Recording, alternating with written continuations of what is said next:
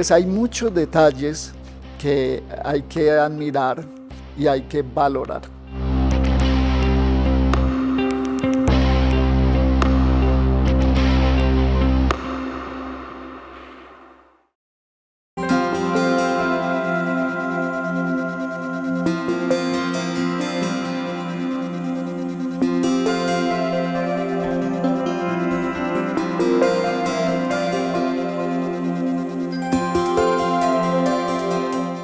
La comunidad salvatoriana fue fundada por el beato hoy Francisco María de la Cruz en 1881 con una visión muy amplia de la iglesia, porque en ese momento era algo muy revolucionario que un fundador quisiera tener entre sus filas no solamente a sacerdotes o religiosos, sino también a laicos. Así que fue toda una novedad que el laicado pasara a ser parte de una comunidad religiosa.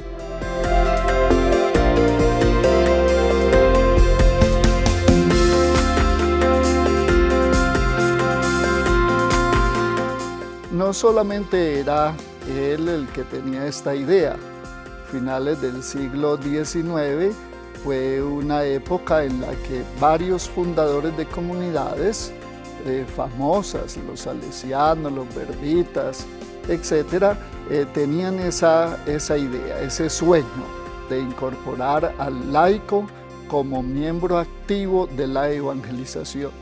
Y así fue como se fundó en Roma con los religiosos, las religiosas, y de una manera incipiente los laicos, porque en ese momento no contaban con la aprobación de la Santa Sede. Pero hace 2 años llegó esa aprobación. Por lo tanto, es una comunidad con 3 ramas de evangelizadores.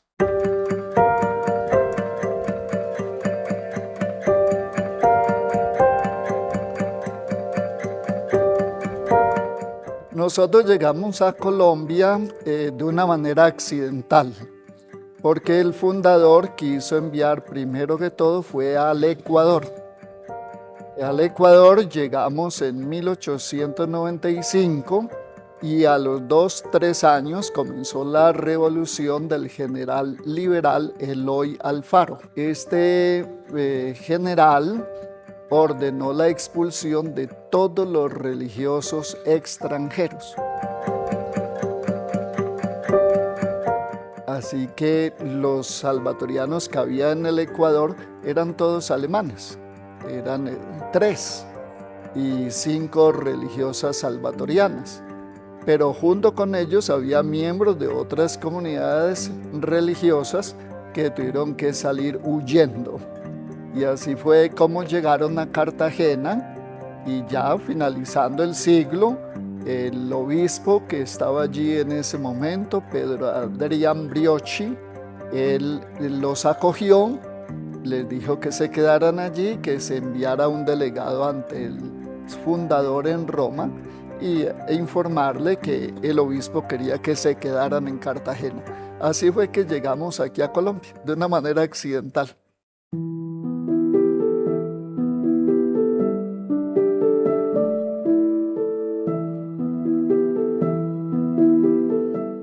Este templo también es fruto de un accidente, porque la llegada de los salvatorianos de la costa Caribe, donde prestaron sus servicios hasta hoy, pero que de una manera exclusiva se realizaba allí esa labor evangelizadora, hasta 1937 se vio la posibilidad de venir al interior del país.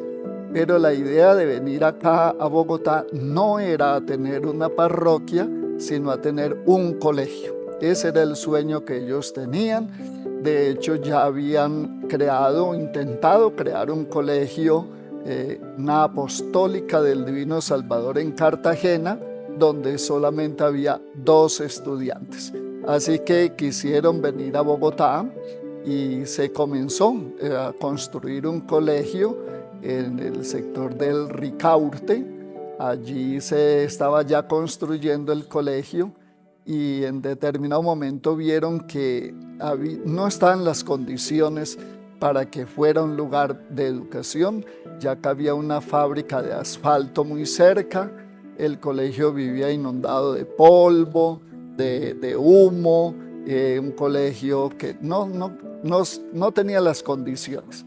Así que vinieron a la calle 36 en Teusaquillo, alquilaron una casa para tener allí mejor un colegio y solo se matricularon 5 alumnos. Y al consultar con la comunidad, con la gente del sector, se dieron cuenta que no matriculaban a sus niños con ellos porque eran alemanes y que los alemanes eran nazis, porque eso fue en la época de 1944. Así que estaba esa estigmatización de los alemanes, de que eran nazis, y no pudieron tampoco realizar ese sueño.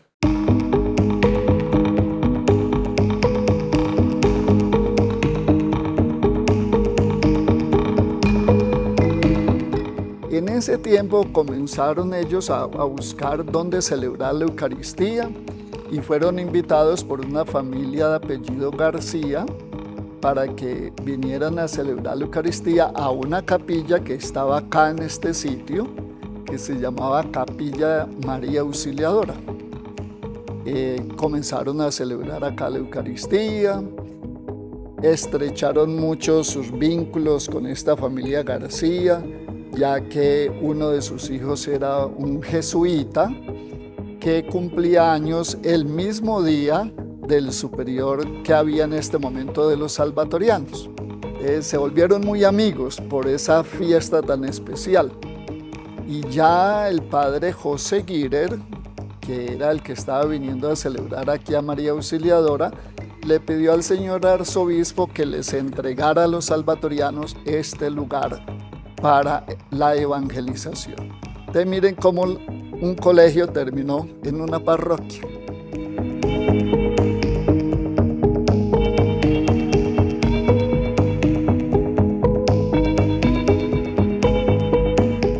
Este estilo es más californiano, es un estilo californiano, fruto también de mucho diálogo con la comunidad. En la historia dice el padre José Girer que fueron muchos encuentros y a veces muy conflictivos porque no se podían poner de acuerdo, no solamente para la estructura en general del templo, sino también para detalles, porque se quería que la comunidad participara, sobre todo los profesionales en el área, que ellos pudieran opinar. Y al fin se logró tener este templo que, si sacamos todo el arte que hay en él, sería un templo muy frío. Pero gracias a la llegada de un artista salvatoriano, el padre Ivo Schaible, se comenzó a darle otra cara a esta estructura. El padre Ivo llegó en 1951 y se encargó ya de todo el arte del templo.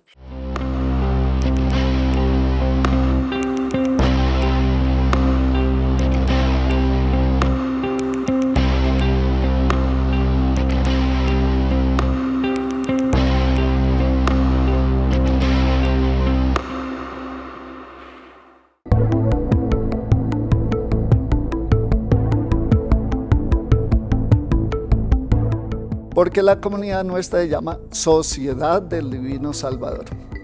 Un nombre que también fue conflictivo en su época, porque a la comunidad se le negó ese título varias veces, o no se le negó, sino que se le concedió mucho tiempo después, ya que primero se le tuvo el nombre de Sociedad Católica Instructiva.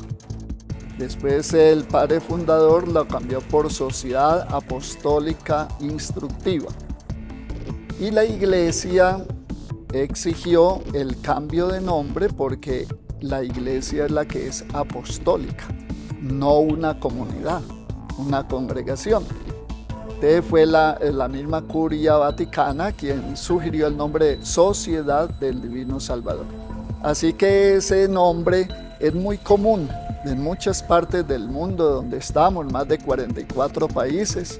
Hay muchas parroquias, colegios que se llaman Sociedad del Divino Salvador, Colegio del Divino Salvador, Parroquia del Divino Salvador, Centro Cultural, Centro de Salud. Por eso queremos darle ese matiz como una identificación de que es una obra salvatoriana.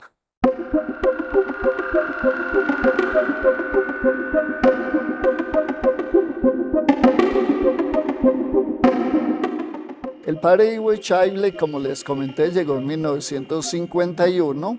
Él nació en 1912, estudió arte en Múnich y al llegar acá y encontrar esta obra prácticamente en obra negra, él se comprometió a hacer toda la labor artística. Y por lo tanto todo, vitrales, pinturas, esculturas, todo tiene esa identificación artística de Ivo Echagüe. Por ejemplo, los 12 apóstoles, que son hechos en madera, él quiso ponerle a cada uno el rostro de un salvatoriano.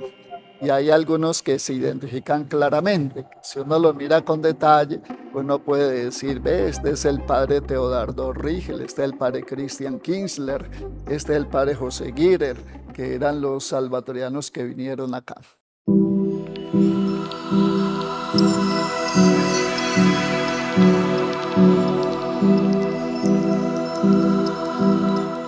Los vitrales tienen una característica muy especial y es que son imágenes muy vivas, muy coloridas y muy modernas.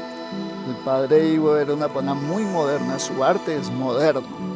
Él al llegar acá también fue profesor de arte, fue también decorador, ilustrador de otros lugares, por ejemplo la parroquia de San Miguel, que es de la colonia alemana.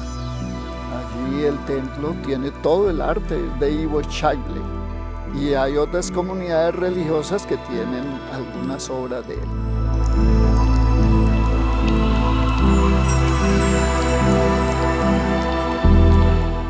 Los vitrales todos tienen un significado, todos son una escena del Nuevo Testamento. En el presbiterio, al fondo, encontramos ya pinturas que hacen referencia más que todo al Antiguo Testamento. Todos mostrando la gloria de Dios, el anuncio, la realización de la obra de salvación desde tiempos muy antiguos. Por eso se habla del Antiguo Testamento y de cómo el momento culmen de la resurrección del Señor Jesús es algo muy, muy luminoso, de mucho color, de mucha luz. Y eso era lo que el padre Ivo quiso transmitir.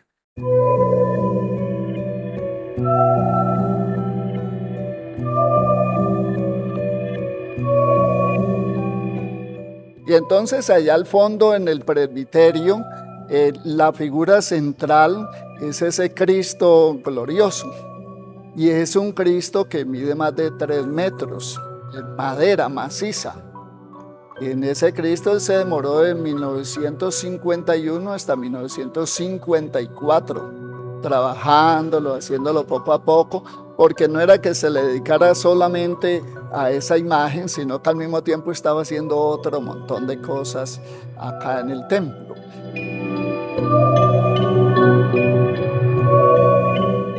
Ese Cristo, cuando se colocó en su lugar, creó polémica.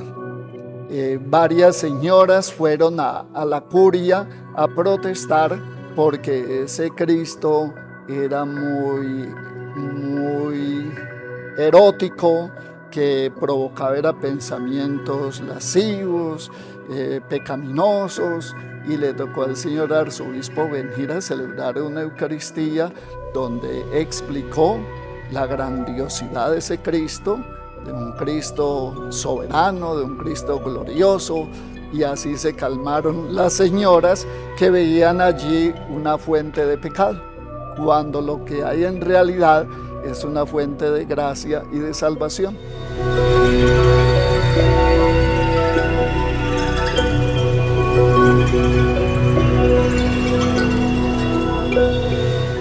Todo es original de la época, de 1951 a 1964, que fue la época en la que el padre Ivo estuvo acá. Durante ese tiempo se hicieron unas obras muy importantes que no están dentro del templo, sino en la torre. Fue la consecución del campanario, del reloj traído de Alemania, que toda esa estructura tiene un peso de 8.3 toneladas. Por lo tanto, se tuvo que construir una torre demasiado fuerte. Por lo tanto, el reloj con su campanario era muy importante para convocar, para llamar, para animar a la comunidad.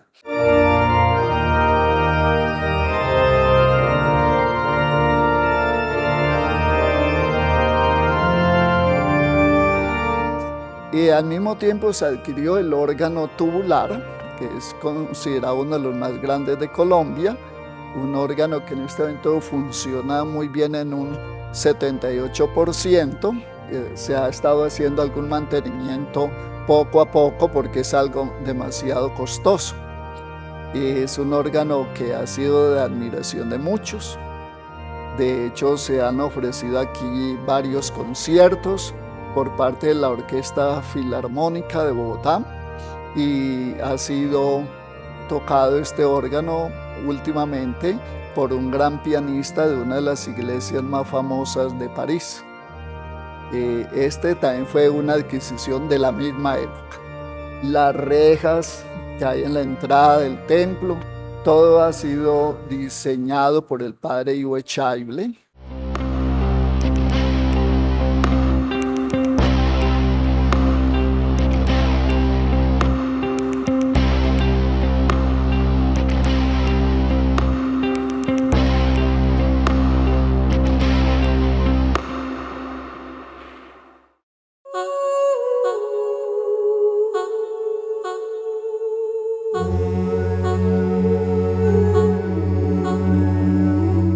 El espíritu del salvatoriano es de mucha acogida. El religioso salvatoriano es muy alegre.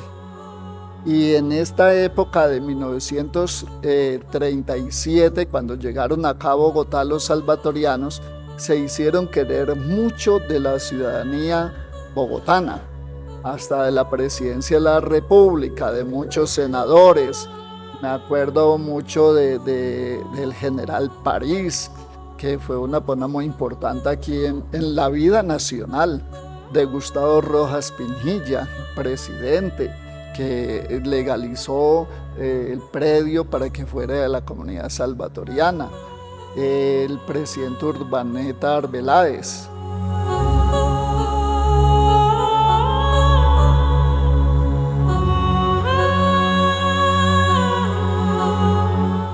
Todos ellos querían mucho los salvatorianos por ese espíritu alegre de acogida y por esa entrega y radicalidad en la evangelización.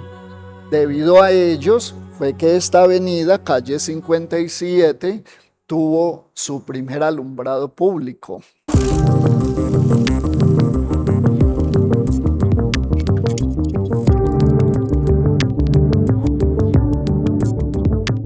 Ellos fueron los que movieron eso. De aquí salió el Congreso Eucarístico Nacional hacia el Estadio del Campín.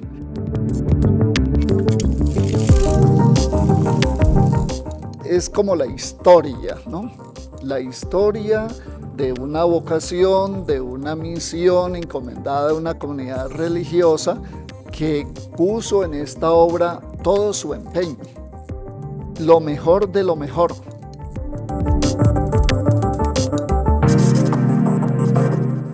y que queda esto para la posteridad a nivel del arte, de tantas personas que admiran el arte, vienen acá a contemplar, se maravillan, a veces terminan las Eucaristías y personas que nunca habían venido se quedan contemplando y preguntando qué significa, qué es esto, qué es aquello. ¿Quién hizo esto tan hermoso? Porque si uno detalla cada cosa, pues es solo mirar la talla de madera que hay en las puertas del presbiterio, es algo muy bonito. Lo que es el presbiterio en sí, donde se sientan los concelebrantes, los monaguillos, los acólitos, es algo muy bonito. Entonces hay muchos detalles que hay que admirar y hay que valorar.